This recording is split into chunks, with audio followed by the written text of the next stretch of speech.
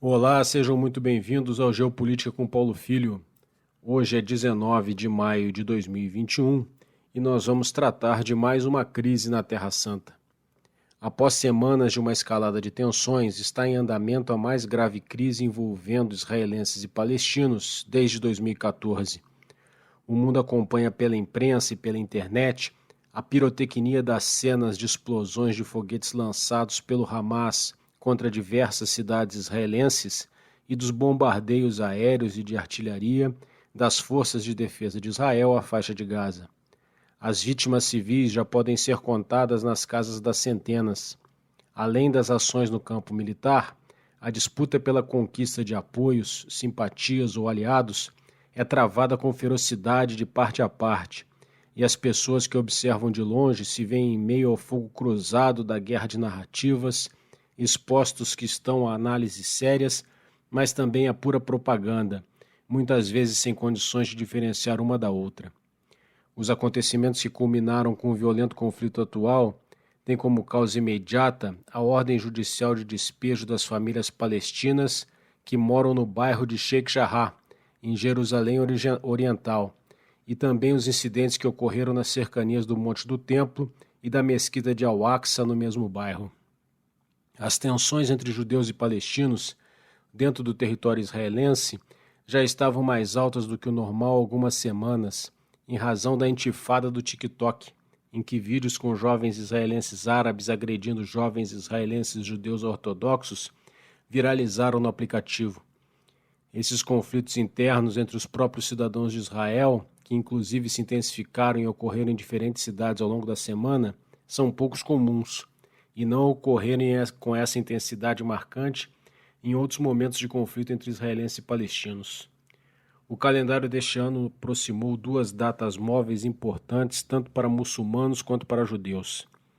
Dia 8 de maio, os islâmicos comemoraram o início da revelação do Alcorão pelo anjo Gabriel a Maomé, a chamada Noite do Poder, não só a mais importante data do Ramadã, mas de todo o calendário da fé islâmica. Por outro lado, os judeus se preparavam para comemorar o Dia de Jerusalém, no dia 10, data em que eles rememoram o que consideram ser a reunificação da cidade, ocorrida com a conquista da porção oriental de Jerusalém na Guerra dos 6 Dias, em 1967. Os grupos se encontraram no lugar que é sagrado para ambos, em Jerusalém Oriental, e o confronto foi inevitável. Os ânimos acirrados pelos acontecimentos recentes acabaram em violentos confrontos entre policiais israelenses e palestinos, ocorridos nas cercanias do Monte do Templo e da Mesquita Sagrada de Al-Aqsa, o que enfureceu os muçulmanos israelenses e palestinos. Assim, na segunda-feira, dia 10, o Hamas emitiu um inédito ultimato aos israelenses, informando que caso a polícia não se retirasse das redondezas da Mesquita de Al-Aqsa e do bairro de Sheikh Jarrah até às 18 horas, agiriam em represália. Os israelenses não retiraram a polícia e os palestinos iniciaram o lançamento de foguetes a partir de 18h05. Um fato importante a se destacar é que os palestinos lançaram seus foguetes contra a capital de Israel, Tel Aviv, ação que eles vinham evitando nos últimos anos, e bombardearam Jerusalém, cidade sagrada para judeus e para muçulmanos, pela primeira vez na história.